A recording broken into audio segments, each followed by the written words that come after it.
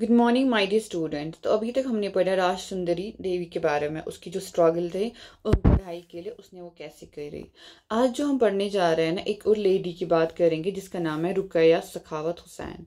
ठीक है। एंड ये जो रुकैया सखावत हुसैन है ना, ये एक ड्रीम, जैसे रात को हम सोते हैं तो हमें ड्रीम्स आते हैं, जैसे हम ख्वाब बताते हैं, सपना बताते हैं, उसको सपना आता है। ठीक है। तो सपने में क्या देखती है ये देखती है लेडी लैंड। क्या देखती है? Lady land. तो लेडी लैंड क्या होती है? वो होती है एक ऐसी दुनिया जहाँ पे जो मैन है ना, वो उनको वुमेन से अलग किया है। वहाँ पे कोई आदमी नहीं रहता है।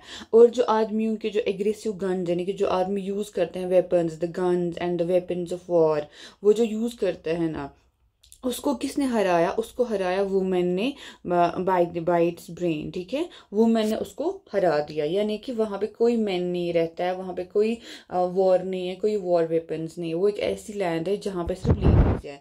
एंड वहां पे लेडीज क्या करते हैं कि जो वहां पे औरतें, वो क्या करते हैं, उन औरतों को वहां पे पढ़ने लिखने का पूरा फ्रीडम है। एंड दे कैन वर्क, और काम करने का, एंड क्रिएट इन्वेंशंस, और नए इन्वेंशंस करने का पूरा उनको फ्रीडम मिल रहा है। इन्वेंशंस क्या होता है? जब हम कुछ नया चीज़ बनाते हैं, नया डिस्कवरीज करते हैं, या नया कोई चीज़ बनाते हैं, उसे कहते हैं इन्वेंशन। जैसे कि controlling rain from the clouds and flying air cars. कि हाउ जो रेन है ना, जो रेन है, how it's control from the clouds. क्या हम क्लाउड से बारिश को कैसे क्या कर सकते हैं, कंट्रोल कर सकते हैं। एंड एयर कार्स वो फ्लाई करती है। एंड इसने जो वुमेन होती है ना, जो ये ख्वाब में होती है, जो उसके सपने में होता है, उसका नाम होता है सुल्ताना। ठीक है। तो सुल्ताना एक ऐसी जगह जा पहुंचती है जिसका नाम होता है लेडी लैंड। और जो सुल्ताना है ना, ये लेडी लैंड में ट्रैवल कर रही होती है अपनी किस बहन के साथ? सारा, इसकी बहन होती है, उसके साथ ही करती होती है इन द सपने में ये, like she is all revolving. ठीक है। She is all travelling in the dream with her sister सारा। एंड जैसे आपने देखा, जो रुकैया ने जो ये ड्रीम देखा, ठीक है, जहाँ पे एक ऐसी जगह हो, एक ऐसी लैंड, यानी एक ऐसी जगह दुनिया की जहाँ पे लड़कियों को स्कूल जाने की पूरी आज़ादी हो। एंड इसी तरह जो रुकैया है ना, उसकी भी अपनी लाइफ चेंज हो गई by educating her self. And उसकी जो एजुकेशन है ना, सिर्फ उसी को नहीं बल्कि बहुत सारी लड़कियों को उसने हेल्प किया स्कूल जाने में, एंड उनका जो ड्रीम्स है ना पूरा करने में। एंड 1910 में उसने एक अपना स्कूल स्टार्ट किया कोलकाता में, गर्ल्स के लिए। ठीक है। गर्ल्स के लिए एक स्कूल स्टार्ट किया कोलकाता में।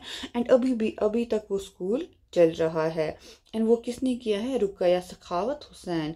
एंड बाद में ये एक राइटर बनी। क्या बनी? राइटर। इसका था उसने जो इसने ये लिखी है कहानी, फिर इसने जो ये ड्रीम है ना, इस ड्रीम को इसने कहानी में लिखा, उसका नाम रखा सुल्तानाज ड्रीम। क्या रखा उसका नाम? सुल्तानाज ड्रीम। जो ये रुकैया सखावत हुसैन थी ना, ये एक बहुत रिच फैमिली से थे। ठीक है। जिनके पास बहुत ज़्यादा लैंड था। एंड उसको आता था पढ़ना और लिखना। ठीक है। रीड, पढ़ना, एंड राइट, लिखना, उर्दू उसको लिखना पढ़ना आता था। लेकिन उसको बंगला, ठीक है, लैंग्वेज है बंगला, एंड इंग्लिश है ना, इंग्लिश लैंग्वेज है, उसको सीखने से मना किया गया था। क्यों? क्योंकि उस वक्त कहा जाता था कि जो इंग्लिश है ना, एक ऐसी लैंग्वेज है जो लड़कियों को एक्सपोज करेगी। एक्सपोज मतलब होता है जो उनको दिखाएगी नए आइडियाज़। ठीक है। एंड जो लोग समझते थे कि ये उनके लिए सही नहीं है, लड़कियों को नए आइडियाज़ नहीं आने चाहिए, लड़कियों को ऐसे गंवार रहना चाहिए, लड़कियों को दूसरों की खिदमत करनी चाहिए, लड़कियों को सिर्फ घर पे बैठना चाहिए, यही सब चीज़ गर्ल्स के लिए सोचते थे। इवन कि आज के माशरे में जो हमारा आज का सोसाइटी है ना, यहाँ पे भी वुमेन के बारे में यही ख्याल लोग रखते हैं कि वुमेन को घर संभालना चाहिए, घर में सबकी खिदमत करनी चाहिए, उसको खुद का कोई सोच होता नहीं है, उसमें वो अक्ल से पीछे है। जबकि साइंटिफिक स्टडी के थ्रू वुमेन ज़्यादा एफिशिएंट होती है as compared to the man. लेकिन ये सारे नैरेटिव को दबाया गया है। एंड वुमेन को इस सोसाइटी में सिर्फ क्या लोगों ने इस्तेमाल किया है। ठीक है। लोगों ने यूज़ किया है, चाहे वो अपनी फैमिली थी, फिर इन लॉज की फैमिलीज है, सब इसको हमेशा दबाते चले आए हैं। एंड दूसरा, इसको किसी ने ग्रो नहीं होने दिया, किसी ने इसको एजुकेट करने की कोशिश नहीं, किसी ने इसको एक सेल्फ जो इंसान सेल्फ जो सस्टेन होता है इंसान का, किसी ने वुमेन के लिए वो सब नहीं किया। तो वैसे ही आज की सोसाइटी में जो कि बहुत गलत है। और कब तक, अब हमें कब ये चेंज होगा, मतलब अब कौन सी जनरेशन का हम वेट कर रहे हैं जिसमें ये वुमेन का सारा जो है चेंज हो जाएगा, कि जो हम जो ये ऑप्रेस करते हैं वुमेन को, एंड सेकेंड कि हम उसको डिनाई करते हैं पढ़ाई लिखाई, एक वैल्यू, एक हम उसको पहले ही समझते हैं कि तुम्हें अक्ल नहीं है, तुम ऐसी हो, you have been made just to take care of the घर का, किड्स का एंड द एल्डरली। ठीक है, ये सब हमारी सोच है। तो ये सोच कब बदलेगी? अब this mentality has to be changed. And उस वक्त भी बोला जाता था सिर्फ मतलब लड़के इंग्लिश पढ़ते थे। ठीक है, एंड जो रुकया है ना, शी वेंट टू, इसने फिर भी पढ़ा, एक तो पढ़ा भी लिखा भी, बंगला एंड इंग्लिश, अपनी इसको सपोर्ट किया बड़े भाई ने एंड उसकी बड़ी बहन ने। उसके बाद ये क्या बन जाती है? एक राइटर बन जाती है। और 25 साल में, ठीक है, at the age of only 25 साल जब उसकी होती है, तब ये कहानी लिखती है सुल्ताना's dream in 1905 to practice her English। Okay, ये आपको समझ आई रुकया सखावत की, हुसैन की कहानी है। उसका जो स्टोरी है सुल्ताना's ड्रीम, और ड्रीम किसके बारे में होता है? लेडी लैंड के बारे में। लेडी लैंड क्या होता है? वहाँ पे वुमेन को आज़ादी होती है पढ़ने लिखने की, इन्वेंशंस करने की, घूमने की, सब चीज़ों का उसको आज़ादी होता है। अब तो ये 90s की बात हुई। ठीक है, 1905 की, 1910 की बात, 1905 1910 की बात हो रही है। अब हम आज देखते हैं आज हमारी स्कूलिंग का क्या हालत है। इवन कि अब तो गवर्नमेंट स्कूल्स बहुत है, प्राइवेट स्कूल भी बहुत बन रहे हैं, एंड सब लोग अब सब स्कूल जाते हैं, मैक्सिमम बॉयज़ एंड गर्ल्स अब स्कूल जाते हैं। लेकिन अब प्रॉब्लम क्या है? ठीक है, तब तो जाने की इजाज़त नहीं थी, तब पढ़ने की इजाज़त नहीं थी, बुक्स को देखने की इजाज़त नहीं थी, सीखने की इजाज़त नहीं थी। लेकिन जो आज है ना, आज क्या है वो हम अब हम देखते हैं सब जो बॉयज़ एंड गर्ल्स है ना, वो स्कूल जाते हैं इन द लार्ज नंबर्स। ठीक है, बहुत ज़्यादा मतलब बच्चे स्कूल जाते हैं। लेकिन फिर भी लड़कियां और लड़कों की एजुकेशन में डिफरेंस रहता है। तो ये डिफरेंस क्यों रहता है? तो ये डिफरेंस किस वजह से रहता है और हमें कैसे पता चला इस डिफरेंस के बारे में? इंडिया में क्या होता है ना, यहाँ पे होता है सेंसस। क्या होता है? आपका सेंसस होता है हर 10 साल के बाद। उस सेंसस में क्या होता है? इस जो सेंसस होता है ना, इसमें सारी जो पूरी कंट्री की जो पॉपुलेशन है ना, उसको काउंटिंग हो जाती है कि हमारी कंट्री में टोटल कितनी पॉपुलेशन है। ठीक है, तो सेंसस में हम क्या देखते हैं? सेंसस में हम देखते हैं जो कंट्री है ना, उसका टोटल पॉपुलेशन का काउंट करते हैं। अब यहाँ पे जो बात है ना, हर सेंसस में जब पॉपुलेशन का काउंट होता है, उसमें कुछ और इन्फॉर्मेशन भी गैदर होती है इस सेंसस में। एंड वो इन्फॉर्मेशन क्या है? वो है कि कितने लोग इंडिया में रह रहे हैं। ठीक है, क्योंकि बहुत सारे एनआरआईज भी होते हैं, बाहर काम कर रहे होते हैं, बाहर जॉब्स कर रहे होते हैं। तो उसमें से कितने सारे लोग जो इंडिया में रहते हैं, उनकी एज क्या है, उनका स्कूलिंग क्या हो चल रहा है, नहीं चल रहा है, व्हाट वर्क दे डू, वो कौन सा काम करते हैं, एंड बाकी और चीज़ें किस में आपको पता चलती है? सेंसस में। ओके, एंड जो सेंसस है ना, हर 10 साल के बाद होता है, एवरी 10 years। लेकिन ये जो सेंसस है ना, लास्ट में इंडिया में 2011 में हुआ है। कब हुआ है? 2011 में। उसके बाद सेंसस नहीं हुआ अभी तक। आज क्या चल रहा है आपका? आज चल रहा है आपका 2024, 2024। तो उस हिसाब से सेंसस कब होना चाहिए? 10 साल के बाद। तो 2011, ठीक है, 2011 को 10 years ऐड करेंगे तो क्या आ जाएगा? 2021 में। ठीक है, 2021 में क्या होना चाहिए था आपका? New census. लेकिन उस दिन उस वक्त हुआ नहीं। तो क्यों नहीं हुआ आपको ये पता करना है। 2021 में सेंसस क्यों नहीं हुआ, आपको इसका जवाब बताना है। ओके, और इस इंफॉर्मेशन से हम क्या देखते हैं? सेंसस में हम और भी इंफॉर्मेशन देखते हैं, जैसे कि लिटरेट पीपल, कितने सारे लोग हैं जिनको लिखना पढ़ना आता है, एंड उसमें जो मैन है वो कितने पढ़े लिखे हैं, एंड वुमेन है उसमें कितना लोग मतलब वुमेन कितना पढ़ाई कर पाती है। तो 1961 की बात है। किसकी बात है? 1961 में। 1961 में क्या था? 40%, ठीक है, 40% जो है ना बॉयज, वो क्या थे? लिटरेट थे। कितने थे? 40%। 40% बॉयज क्या थे आपके? लिटरेट। ओके, एंड उसमें कौन से ये थे जो 40% थे ना, ये थे 7 years old and above. Okay, 7 years old and above आपके जो बॉयज थे, मेन थे, वो लिटरेट थे। Is that okay?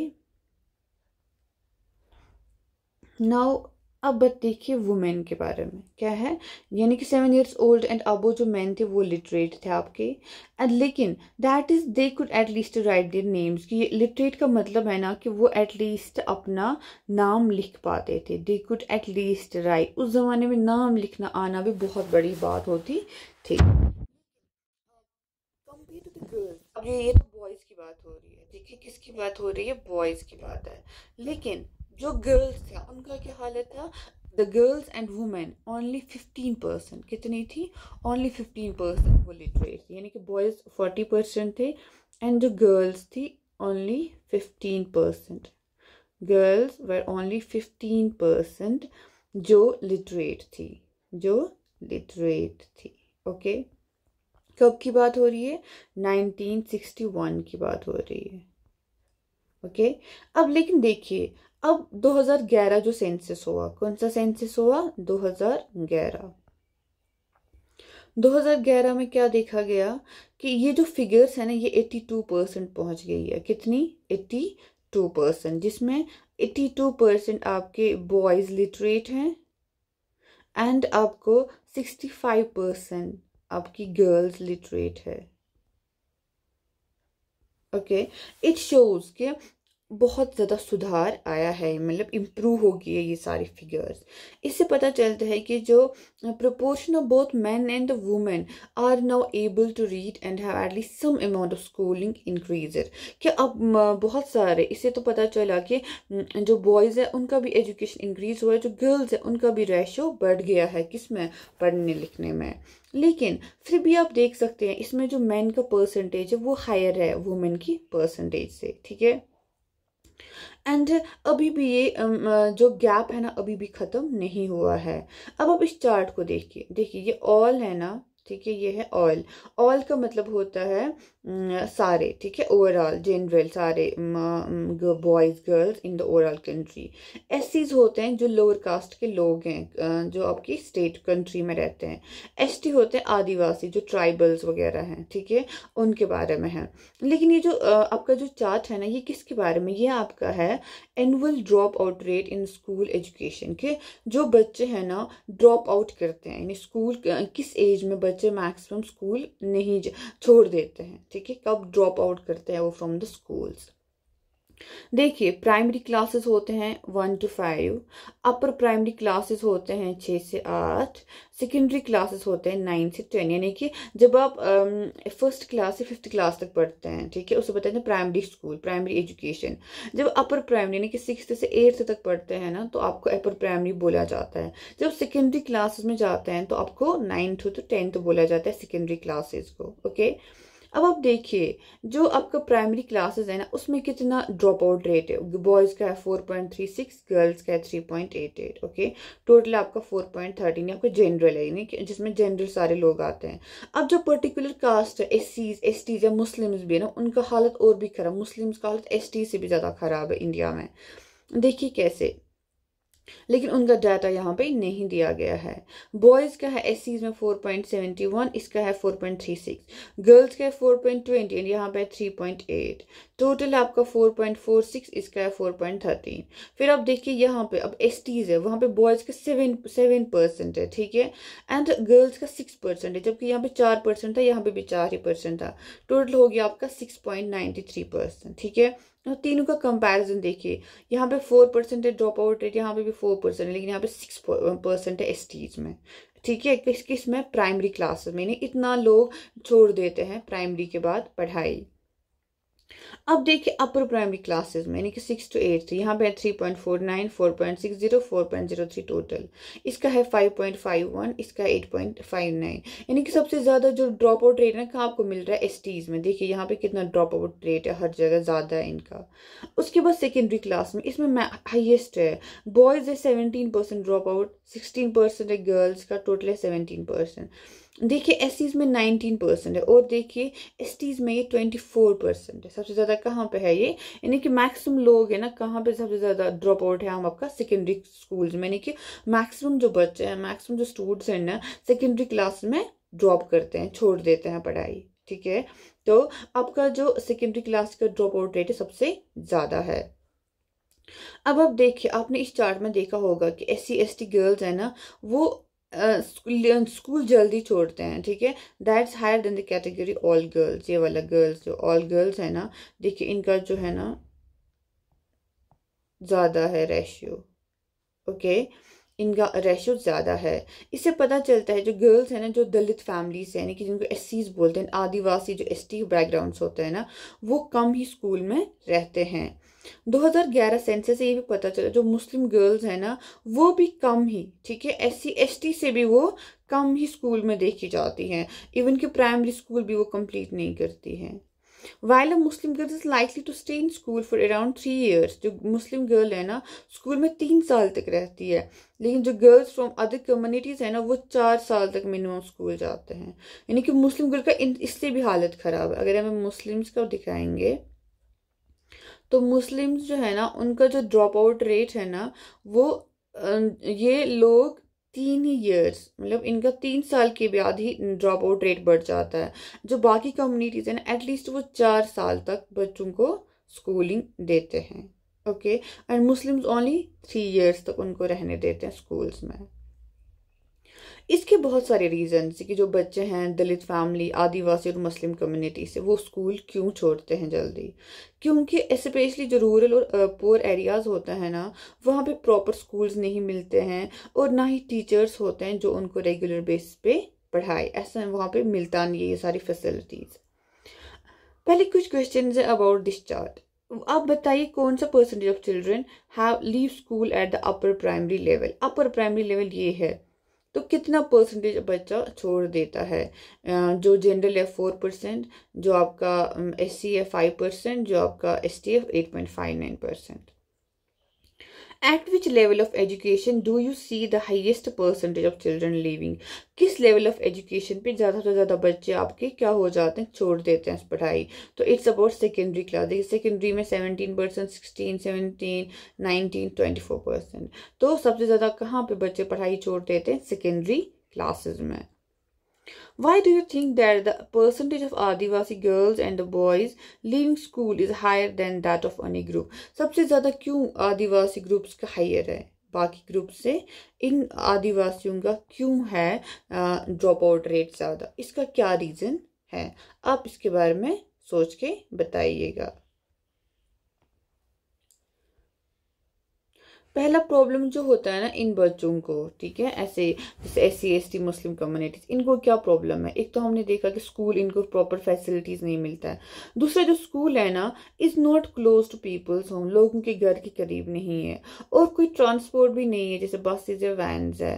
पेरेंट्स जो है ना, वो अपने बच्चों को, गर्ल्स को मोस्टली स्कूल जाने से स्कूल नहीं भेजते हैं बिकॉज ऑफ सच थिंग्स, ठीक है। क्योंकि एक तो ट्रांसपोर्ट अवेलेबल नहीं है, दूसरा स्कूल भी आपके नज़दीक नहीं है, और बहुत सारी जो फैमिलीज है ना, वो पुअर हैं, ठीक है, वो बहुत गरीब हैं, एंड वो एजुकेशन का कॉस्ट नहीं उठा सकते अपने बच्चों के लिए। लेकिन जो बॉयज़ है ना, उनको प्रेफरेंस मिलती है इस सारी सिचुएशन में। एंड बहुत सारे बच्चे जो स्कूल छोड़ते हैं ना, बिकॉज उनको डिस्क्रिमिनेट करते हैं, उनके साथ भेदभाव करते हैं टीचर्स और क्लासमेट्स। इसकी वजह से भी क्या करते हैं, बच्चे स्कूल छोड़ देते हैं। तो ये आपके रीजंस बन जाते हैं, ये आपके रीजंस बन जाते हैं for the drop out rates. इतना ड्रॉप आउट रेट क्यों है आपके स्कूल्स का, आपके बच्चों का, ये उसके रीजंस है। Is that okay? तो हमें इन चीज़ों पे काम करना है। Tomorrow when you will be an bureaucrat और you will be in this bureaucracy और the executive agency, executive like executive institution, that time आपको इन चीज़ों पे बहुत काम करना चाहिए। You should work on such things जिसकी वजह से सारी प्रॉब्लम्स है इन वो सोसाइटी। तो प्रॉब्लम्स के रीजन, हम हमेशा प्रॉब्लम का रीजन ढूंढिए, एंड उसके बाद जो कॉज है ना, उस कॉज को एड्रेस करने की कोशिश कीजिए। वो कॉज आप कैसे ख़त्म कर सकते हैं, वो जो रीजंस है ना, उनको आप कैसे ठीक कर सकते हैं, उसको कैसे इम्प्रूव कर सकते हैं, ये रीजंस ख़त्म हो जाए। जैसे वहाँ पे इनके लिए अवेलेबल करवाइए स्कूल्स, इनके लिए ट्रांसपोर्ट अवेलेबल करवाइए। अभी तो गवर्नमेंट स्कूल्स में यूनिफॉर्म, खाना सब मिलता है, तो आज के बच्चे ईजिली एफर्ड करते हैं एजुकेशन। लेकिन उसमें भी एक प्रॉब्लम है, because I have met with the money kids, so I am telling you that कि बहुत सारे जो आपके क्या होते हैं माइग्रेंट लेबरर्स होते हैं, यानी कि जो बच्चे क्या जो पेरेंट्स होते हैं, ठीक है, जो आपके पेरेंट्स होते हैं बहुत सारे बच्चों के, वो माइग्रेंट लेबरर्स होते हैं। बिकॉज जो एग्रीकल्चर है ना, आपको वो पूरे साल एम्प्लॉयमेंट नहीं देता है, सीजनल एम्प्लॉयमेंट देता है। तो उसकी वजह से बहुत सारे जो लेबरर्स हैं ना, उनको शहरों में जाके मजदूरी या कोई काम करना पड़ता है, so that they can earn for their kids या फॉर देयर फैमिली। अब जो ये माइग्रेंट लेबरर्स होते हैं, इनको क्या प्रॉब्लम होता है, even though you have a government school, वहाँ पे खाना भी मिलेगा, यूनिफॉर्म बुक सब मिलता है, बट इनको अक्सर घूमना पड़ता है, ठीक है। जैसे every month they move to the another city, ठीक है, हर मंथ ये अलग अलग सिटी में पहुंचेंगे, एंड बिकॉज ऑफ दैट कि इनके बच्चों को भी इन्हीं के साथ जाना पड़ता है, ठीक है। एवरी मंथ जब एक मूव करते हैं from one city to another, तो उसकी वजह से क्या होता है ना, विद देयर किड्स अपनी फैमिली को साथ लेके चलते हैं ये, और बच्चे हैं ना वो कहीं पे एडमिशन नहीं कर पाते हैं। बिकॉज जब आप हर मंथ दूसरे शहर में जाओगे या दूसरी जगह पे काम करने जाओगे, आप कहाँ पे कैसे बच्चे का एडमिशन करोगे? बिकॉज ऐसा तो नहीं होता है ना कि आपका स्कूलिंग मंथ के बाद आप एक मंथ में दूसरी क्लास में नहीं आते ना, ऐसा नहीं होता है। तो जब हर मंथ अपने पेरेंट्स के साथ वो बच्चे जाएंगे, तो उनका कहीं पे स्कूल मिलता नहीं है, टिकेंगे वो है नहीं। तो ऐसे में क्या प्रॉब्लम होता है कि वो बच्चे एजुकेशन नहीं ले पाते हैं, एंड पूरा दिन उनका ज़ाया हो जाता है in the playing, in the roaming all around जो भी एरियाज होते हैं। Because I have seen such things, that's why I am saying this. तो ऐसा अब जो प्रॉब्लम है, तो हमें इसको एड्रेस करने की अभी ज़रूरत है। अब क्या प्रॉब्लम है, तो इन चीज़ों को हम कैसे प्रॉब्लम को सल्यूशन निकालते हैं, जब हमें प्रॉब्लम पहले पता होगा, ठीक है। जब हम कोई मसला पता होगा ना, उसके बाद हम उसका सल्यूशन निकालने की कोशिश करते हैं। एंड यहाँ पे जो प्रॉब्लम है जो माइग्रेंट लेबरर्स का होता है कि उनका हर मंथ मूवमेंट करना पड़ता है, एंड उस मूवमेंट की वजह से उनको उसके जो बच्चे हैं ना, किसी स्कूल में एडमिशन ले ही नहीं पाते हैं, क्योंकि हर मंथ वो जैसे एडमिशन किया, नेक्स्ट मंथ उसको निकलना है, तो फिर से निकालना है, फिर अलग जगह पहुंचेगी, फिर वहां पे भी दिक्कत है। तो हर मंथ वो अलग अलग स्कूल में नहीं जा सकता। It's a so common sense for schooling. So that is the reason कि वो बच्चे पढ़ाई से दूर रह जाते हैं, उनको वो पढ़ाई नहीं कर पाते हैं। तो अब बताइए इस प्रॉब्लम का क्या सोल्यूशन आप बता सकते हैं, ये ऐसी मुश्किलों का, जैसे अभी जो इश्यूज हैं जो हमारे मतलब सिटीजन्स हैं, उनको तो सिटीजन्स ही बताएंगे, they are the citizens of our country. तो ये जो उनको प्रॉब्लम्स है, तो क्या प्रॉब्लम, इस प्रॉब्लम को कैसे हम सॉल्व कर सकते हैं, इसके लिए आप सोचिए और कमेंट सेक्शन में बता दीजिए। एक और स्कीम है जिसका नाम है बेटी बचाओ बेटी पढ़ाओ। ये कब लॉन्च हुआ था? 2014 में। इसके बारे में भी आपको देखना पड़ेगा ऑन द नेट। अब from the given table convert the figures of primary class children who leave school into a bar diagram. 2% have already been converted for you in the bar diagram. यहाँ पे आपका दिया है all boys कितना है, ST boys कितना है, and अब आपको और भी बताने हैं, जैसे कि प्राइमरी क्लास चिल्ड्रन के जो है ना, उनकी क्या ड्रॉप आउट रेट्स हैं। ओके, बॉयज़ का दिया है ST बॉयज़। अब आपको देना है क्या यहाँ पे, आपको देना है पहले ST गर्ल्स, ठीक है, फिर देखना है all girls, SC girls, ST girls, ठीक है। ऐसे आपको ये चार्ट पूरा बनाना है, आपको अच्छे से आएगा भी, इट्स वेरी इजी। देखिए ये ऑल बॉयज का है एट द प्राइमरी, ठीक है। अब है ऑल गर्ल्स का है 3.88। ऑल गर्ल्स ये आपका प्राइमरी क्लास का सिर्फ आपको देना है, तो ऑल गर्ल्स का कितना हो जाता है आपका 4 है, तो 3.88 यहाँ पे आप बना सकते हैं गर्ल्स का, इट्स 3.88। ऑल गर्ल्स कितना है 3.88। तो ऐसे आपको एक ये चार्ट जो फिगर्स दी गई है आपकी बुक में, तो उसको एक बार ग्राफ में आपको बार डायग्राम आपको डालना है। जैसे कि 4 है आपका 0 2 4 6 8 10, ठीक है, तो 4.36 ये हो गया 4.36 आपका, ये 7.02 7.02 3.88, फिर आपका 4.20 6.84, फिर SC बॉयज 4.71। ऐसा आपको बार डायग्राम बनानी है।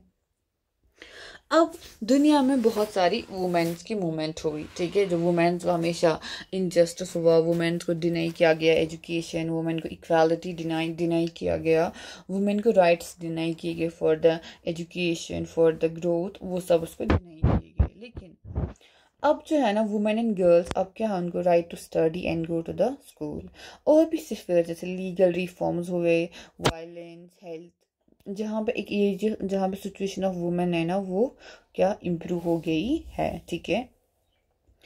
तो these changes have not happened automatically, लेकिन ये जो सारी चेंजेस है ना अबाउट द वुमेन्स लाइफ, ये खुद से नहीं हुई है, बल्कि वुमेन ने बहुत स्ट्रगल किया है, एक तो खुद से एंड कलेक्टिवली, एक तो अलग अलग वुमेन है एंड दूसरा सब वुमेन मिलके उन्होंने स्ट्रगल किया है इन सारी चेंजेस को लाने के लिए। और ये सारी जो स्ट्रगल है ना जो वुमेन ने करी है अपनी राइट्स को पाने के लिए, इसको हम वुमेन्स मूवमेंट बताते हैं। क्या बताते हैं? इसको हम बोलते हैं वुमेन्स मूवमेंट। जो उसने किस लिए करी है? For the right to grow and for the equality, for the right to study and go to school. Individual women and the women की जो ऑर्गेनाइजेशन है अलग अलग parts of the country are part of the movement. बहुत सारे man ने भी women को सपोर्ट किया है, इन सारे मूवमेंट्स ने, इन सारे मूवमेंट्स में मैन ने बहुत सपोर्ट किया है वुमेन को, जैसे कि diversity, passion, efforts of these involve makes it a very vibrant movement, ठीक है। इसमें बहुत सारी डाइवर्सिटी थी मूवमेंट्स में, पैशन था और बहुत सारे एफर्ट्स थे। डिफरेंट स्ट्रैटेजीज यूज़ की गई टू स्प्रेड द अवेयरनेस, बहुत सारी स्ट्रैटेजी यूज़ की गई अवेयरनेस फैलाने के लिए। फाइट द डिस्क्रिमिनेशन, डिस्क्रिमिनेशन जो हो रहा था वुमेन्स के साथ उसको उसके साथ लड़ा। And seek justice. Here are some, अब देखिए कुछ ग्लिम्पसेस है यहाँ पे, जो वुमेन है ना उसने जो स्ट्रगल किए ना उसके बारे में कुछ चीज बातें बोली गई। देखिए कंपेनिंग, कैसे कंपेन किया गया, वुमेन ने कैसे कंपेन किया, किसके खिलाफ? जो उसके साथ भेदभाव होता था एंड वायलेंस होती थी वुमेन के साथ। एंड इन कंपेन्स में नए लॉज पास किए गए। एक लॉ 2006 में पास किया गया जिसमें वुमेन को जो फिजिकल और मेंटल वायलेंस वो क्या करती है फेस अपने घरों में, उसे हम बताते हैं डोमेस्टिक वायलेंस। जैसे वुमेन के साथ अक्सर ससुराल में या अपने घर में बहुत ज़्यादा वायलेंस होता है, फिजिकली या मेंटली उसको अब्यूज़ करते हैं, वो सब सुनाते हैं। उसके खिलाफ उसके लिए क्या बनाया गया? जो उसके लिए लॉज बनाए गए 2006 में डोमेस्टिक वायलेंस से बचने के लिए। तो ये वुमेन को लीगल प्रोटेक्शन दिया जाता था, इससे वुमेन को लीगल प्रोटेक्शन मिला। एंड एक वुमेन मूवमेंट एक भी हुई जिसमें सुप्रीम कोर्ट ने क्या बनाई, एक गाइडलाइंस बनाई इन 1997 में। किस लिए? टू प्रोटेक्ट वुमेन, वुमेन को बचाने के लिए against sexual harassment at the work place and the education industry. जैसे आपकी बच्ची या स्कूल जाती है, यूनिवर्सिटीज़ कॉलेज जाती है या कहीं पे काम करती है, तो वहाँ पे उनके साथ कोई भी बदतमीज़ी ना करे, कोई भी उनके साथ कोई जो बिहेवियर है ना वो डिफरेंट ना करे, उनके साथ कोई बदतमीज़ी ना करे, कोई डिफरेंटली बिहेव ना करे। तो उसके लिए भी लॉज बनाए गए 1997 में।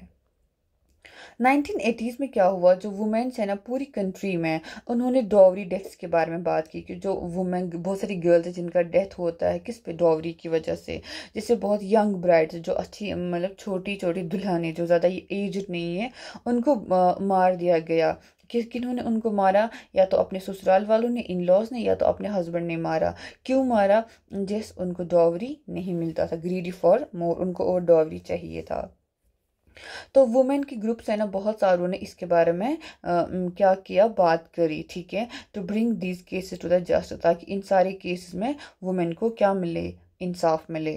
एंड वो उन्होंने ये सब कैसे किया? वो सड़कों पे आई, कोर्ट्स में चले गए एंड इंफॉर्मेशन शेयर की उन सारे केसेस की। एंड फाइनली ये क्या बन गया? एक पब्लिक इशू बन गया in the newspapers and society. और फिर डॉवरी लॉज बनाए गए and they were change to punish families who seek dowry. And उन फैमिलीज को बोला कि इन फैमिलीज को बहुत सज़ा मिलेगी जो क्या मांगेगी, जो डॉवरी मांगेगी। जैसे देखिए इस वुमेन को, जो ये वुमेन है ना, इसका नाम है सत्या रानी, ठीक है। ये किसकी मेंबर है? एक्टिव मेंबर है आपकी वुमेन्स मूवमेंट की, ठीक है। ये कहाँ पे बैठी है? आपके सुप्रीम कोर्ट पे। देखिए सुप्रीम कोर्ट के बाहर बैठी है। लीगल फाइल्स देखिए इसके पास कितनी सारी फाइल्स है। And bye legal files gather during the course of a long battle, उसने बहुत लंबी जंग लड़ी है। किस लिए? अपनी बेटी को इंसाफ दिलाने के लिए, जो मारी गई, who was murdered for the dowry, जो डाउरी के लिए मारी गई, उसके लिए इसने देखिए सुप्रीम कोर्ट में कितना, इतनी सारी फाइल्स के बाद इसको जस्टिस मिला। देखिए वुमेन है, वुमेन और नॉट बर्निंग, वुमेन के लिए कंपेन्स के चलाए गए। देन अवेयरनेस, यानी कि लोगों को बोलो कि यार वुमेन है, वो भी एक इंसान है, उसके भी राइट्स हैं, she has a right for everything. तो इसके लिए वुमेन का क्या, वुमेन राइट्स के बारे में पब्लिक अवेयरनेस, यानी कि लोगों को बताया गया, समझाया गया। And their message has been spread through street plays, songs and the public meetings. उसमें लोगों ने गाने गाए, स्ट्रीट प्लेज किए एंड द पब्लिक मीटिंग्स करी। फिर प्रोटेस्ट, फिर वुमेन ने क्या किया, उन्होंने अपना जो वॉइस है ना उसको और रेज किया जब वायलेशन होता था वुमेन के साथ। जैसे कि एक कोई लॉ हो या पॉलिसी हो जो वुमेन के खिलाफ, इंटरेस्ट के खिलाफ पास किया जाता था, उससे पब्लिक रैलीज निकलती थी, डिमॉन्स्ट्रेशन होते थे, अब ड्राइंग अटेंशन होता है। ये हमारे साथ नाइंसाफी है। देखिए वुमेन कैसे अपने लिए प्रोटेस्ट के लिए निकलती थी। एक तो वुमेन सिंगली, अलग अलग वुमेन सारे काम करते हैं, लेकिन दूसरा कलेक्टिवली भी, ठीक है, सॉलिडारिटी के साथ दूसरे वुमेन के साथ ये लोग उठ के निकलते थे। तो 8 मार्च का आपका होता था इंटरनेशनल वुमेन्स डे, आज भी मनाया जाता है। 8 मार्च को आपको कौन सा है? इंटरनेशनल वुमेन्स डे है, जिसमें पूरी दुनिया की औरतें come together to celebrate and renew their struggles. Women are holding up candles to demonstrate solidarity between the people of India and Pakistan. Every year on the 14th August, several thousand people gather at Wagah border है ये जो India and Pakistan है, और उसमें क्या ये करते हैं? कल्चरल प्रोग्राम करते हैं। So that was all from this chapter. इसमें आपने सीखा कि वुमेन ने कितना स्ट्रगल किया है for all the justice, for all the issues जो उसने फेस किए हैं, ठीक है। एंड अवेयरनेस कितना इंपॉर्टेंट होता है। आपको भी अवेयरनेस फैलाना चाहिए आपके घरों में, कहीं भी कुछ दिक्कत हो, किसी वुमेन को, किसी बहन को, बेटी को, जिसको भी हो, तो उसके बारे में आपको बात करना चाहिए। किसी के साथ कोई इनजस्टिस नहीं होने देना चाहिए। That's all from this chapter. See you in the next one. Till then, take care.